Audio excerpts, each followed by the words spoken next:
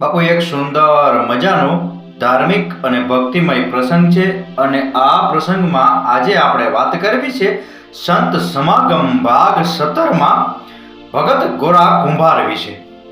ભગત ગોરા કુંભાર ભગવાન વિઠ્ઠલનાથજીના પરમ ભક્ત હતા।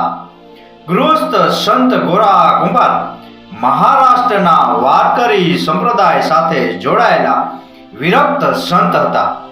ગોરા કુંભાર સંત જ્ઞાનેશ્વરના સમયગાળામાં થયા। સંત ગોરા કુંભારને ગોરોબા નામથી પણ ઓળખવામાં આવે છે। સર્વ સંગ્રહ ગાથામાં એમના નામે 43 અભંગ છે। ગોરા કુંભાર ભગવાન વિઠ્ઠલનાથજીના પરમ ભક્ત હતા। તે અહર્નિશ એમનું સ્મરણ કર્યા કરતા હતા।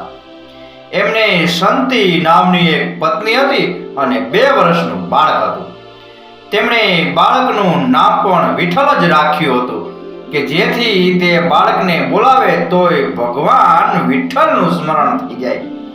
એકવાર એમની પત્ની એમના બાળકને આંગણામાં મૂકી પાણી ભરવા ગઈ। ગોરા કુંભારને કહેતી ગઈ કે બાળકનું ધ્યાન રાખજો, પણ પાડુરંગ વિઠ્ઠલના ભજન કીર્તનમાં તલ્લીન ગોરા કુંભારનું તેના તરફ ધ્યાન ન ગયું। બાળક ઢીંચણીએ ચાલતું તે માટીના ઢગલા તરફ આવ્યું અને તેમાં ખૂંપી ગયું। જે માટીને ઘડા બનાવવા માટે ગોરા કુંભાર ખૂંદતા હતા અને પગથી માટી ઉપર નીચે કરતા હતા, તે તો કીર્તનમાં એવા ધ્યાનમગ્ન હતા કે તેમના પગ નીચે બાળક આવી ગયું અને કચડાઈ ગયું તેની પણ ખબર ના રહી। એમની પત્ની સંતી પાણી ભરીને પાછી આવી અને બાળકને ન જોતા બધે શોધ્યું ત્યારે ખબર પડી ગઈ તે તો માટીમાં ગોરા કુંભારના પગ હેઠળ કચડાઈને મરી ગયું છે। સંતીએ ગુસ્સે ભરાઈને ગોરા કુંભારને ભગવાન પ્રત્યેની ભક્તિ વિરુદ્ધ કઠોર શબ્દો બોલ્યા। જ્યારે ભગવાને આ જોયું ત્યારે તેમણે યોગીનું રૂપ ધારણ કર્યું અને ગોરાજીના દરવાજે પોતાના ભક્તનું દુઃખ દૂર કરવા આવ્યા। ગોરાજીની પત્નીનો રિવાજ હતો કે તેઓ ક્યારેય મહેમાનને ભોજન જમાડ્યા વિના જવા દેતા નહીં। દરવાજા પર સંતને જોઈ ને તેણીએ તેના મૃત પુત્રને કપડાથી ઢાંકી દીધો। યોગીને બેસાડ્યા અને રસોડામાં ભોજન તૈયાર કરવા ગઈ। ભોજન બનાવ્યા પછી તેણીએ યોગીને જમવા માટે વિનંતી કરી। યોગીએ કહ્યું, તમારા પુત્રને બોલાવો અને જ્યાં સુધી તે પાછો ન આવે ત્યાં સુધી હું ખાઈશ નહીં। ગોરાજીની પત્નીએ જવાબ આપ્યો, બાળક રમવા માટે બહાર ગયો છે, તમે જમી લો, બાળક પછીથી જમી લેશે। પરંતુ યોગીએ આગ્રહ કર્યો, હું તમારા પુત્ર વિના નહીં ખાઈશ। ગોરાજીની પત્નીએ જવાબ આપ્યો, બાળક ભગવાનના ઘરે ગયો છે અને રડવા લાગી। યોગીએ પુત્રના લાશ પરથી કપડું ખેંચી લીધું અને કહ્યું, તમે કેમ જૂઠું બોલો છો? તમારો પુત્ર અહીં છે। કપડું ખેંચતાની સાથે જ બાળક બેઠો થઈ ગયો। મૃત બાળક ફરી જીવિત થઈ ગયું। જ્યારે ગોરાજીની પત્ની તેમના પુત્ર જીવિત થઈ જવાના સમાચાર આપવા આવી ત્યારે ગોરાજીએ ગુસ્સે થઈને કહ્યું, તારા કારણે મારા ભગવાનને વૈકુંઠ છોડીને આ પૃથ્વી પર આવવું પડ્યું। જો તે મારી ભગવાન પ્રત્યેની ભક્તિ વિશે કંઈ સારું કે ખરાબ ના કહ્યું હોત તો આજે મારા ભગવાનને કષ્ટ ના પડ્યું હોત। મારા ભગવાનને તારા કારણે કષ્ટ પડ્યું છે, તેથી આજથી તું મારી પત્ની નથી, આજથી તું મારી માતા જેવી છે। આ સાંભળતાની સાથે જ તેની સંતી બેહોશ થઈ ગઈ। જ્યારે તેણી ભાનમાં આવી ત્યારે સંતીએ વિચાર કર્યો, કોઈ બીજી સ્ત્રી લગ્ન કરીને આવશે તો પતિને તકલીફ પડશે, એટલે તેણે તેની બહેન રામીના લગ્ન ગોરા કુંભાર સાથે કરાવી દીધા। લગ્ન બાદ વિદાય વખતે સાસુએ તેના જમાઈને કહ્યું, જેમ તમે મારી મોટી દીકરી સાથે વ્યવહાર કરો છો તેમ મારી નાની દીકરી સાથે પણ એવો જ વ્યવહાર કરજો। ગોરાજીએ જવાબ આપ્યો, મોટી માતા નાની બહેન જેવી છે. લગ્ન પછી ભગતજી ઘરના કામમાં વ્યસ્ત થઈ ગયા.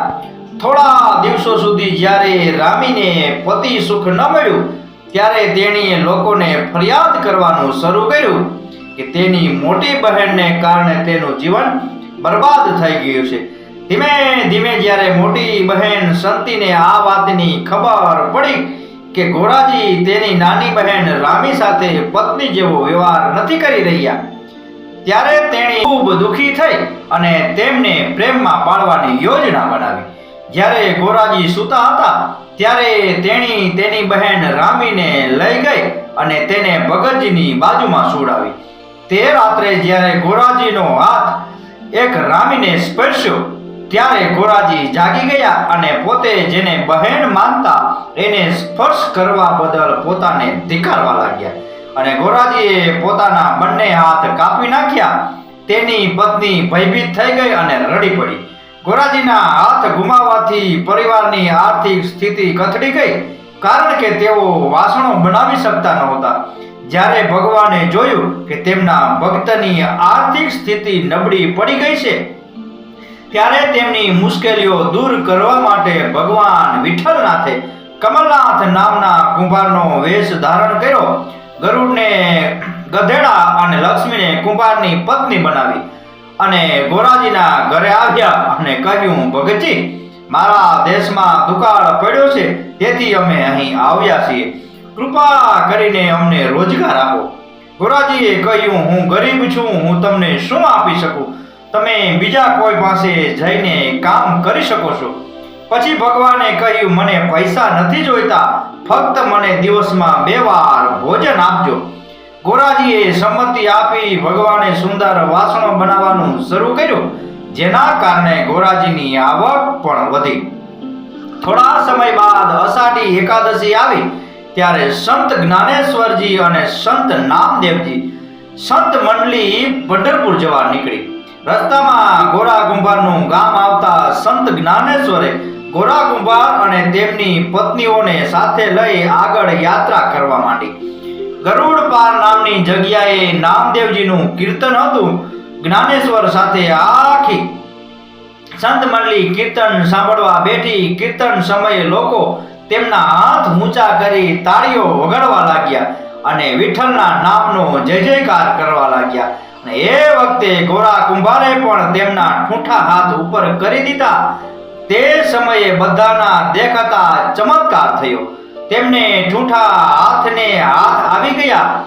ગોરા કુંભારના હાથ પહેલા હતા તેવા થઈ ગયા. આ જોઈ બધા સંતો હર્ષોદ્વાર કરી ભગવાન વિઠ્ઠલનો જયઘોષ કરવા લાગ્યા. ભગવાન વિઠ્ઠલના કહેવાથી ગોરા કુંભારે તેમની બંને પત્નીઓ સંતી અને રામી સાથે પતિ તરીકેનો વ્યવહાર શરૂ કર્યો. ગૃહસ્થ જીવન જીવતા જીવતા ભગવાન વિઠ્ઠલનાથજીની અનન્ય ભક્તિ કરી જીવન કૃતાર્થ કર્યું. તો બાપુ, આ હતો સંત સમાગમ ભાગ 17 ભગત ગોરા કુંભાર વિશેનો પ્રસંગ. આ પ્રસંગ, આ કથા, આ વાર્તા પૂરેપૂરી સાંભળી એ બદલ આપનો ખૂબ ખૂબ આભાર. આપનો દિવસ શુભ રહે. મહાદેવ હર.